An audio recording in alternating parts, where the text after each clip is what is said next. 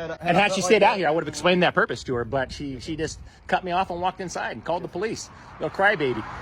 All right, sir. So, anything that we can do for you today? Educate the people inside and educate your dispatchers. So when somebody calls and says, "There's a man out on a public sidewalk taking photos," the dispatcher doesn't waste your time. Anytime a civilian and a person in the community calls, we're going to respond. Every single time. So if somebody called dispatch and said, "There's a man walking down the sidewalk and he has a yo-yo," are you telling me the police would show up for a man with a yo-yo? We would respond to it. Really? Not saying that we would stop and do anything about it. We would observe him to see if he was doing anything illegal. And if that's not the case, it seems to me the dispatch should be educated and say, "Hey, yo-yo's not illegal in Mobile, man." So. Our dispatchers send us to everything that they get. So. Everything. That's crazy. That's crazy. Man walking down the street. So if I was walking on the sidewalk and they called and said, "There's a man walking down the sidewalk," at what point do you guys... We would have to pass by if we would at least check and see if anything illegal. At what time do you guys... At what point... How many calls did you get from people about somebody not breaking the law before you charge them with violation of using the 911 system? Well, that's a whole different story.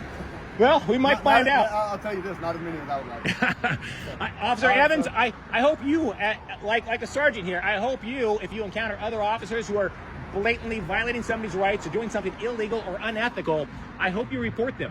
Sergeant here, Sergeant Johnson says that he can think of at least 2 that he has reported. So the reason that so many people don't trust the police is because you guys have each other's back every single time. Every single time.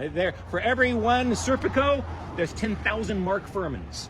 And we, the general public, are sick and tired of it. We're sick and tired of officers backing up other officers that are blatantly violating people's rights and doing nothing about it. If you do that, you're just as bad as they are. I hope you remember that, because you look very young, so I suspect you haven't been an officer for 13 years like he has.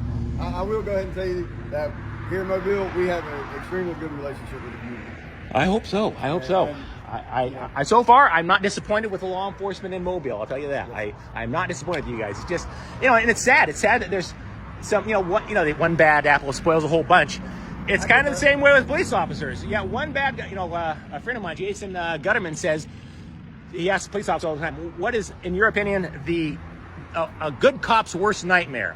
And the answer is a bad cop.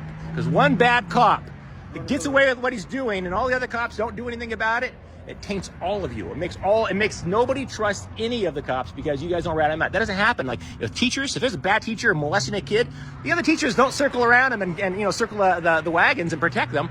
They want them out. Same thing with doctors. If you got a bad doctor, nurses will rat them out. But police officers, not so much. You don't get labeled as a snitch. I used to want to be a cop until I realized that I'd have to basically, I'd either get shot and nearly killed by like Serpico, or I'd wind up covering for scumbags like Mark Furman. You gotta, you go in the law enforcement for a reason. Enforce the law, even especially when it's a fellow officer who's violating the law. It goes a long way. So anyways, I'll let you guys go. I appreciate you. Sir. You have a good one. Be safe out there, man.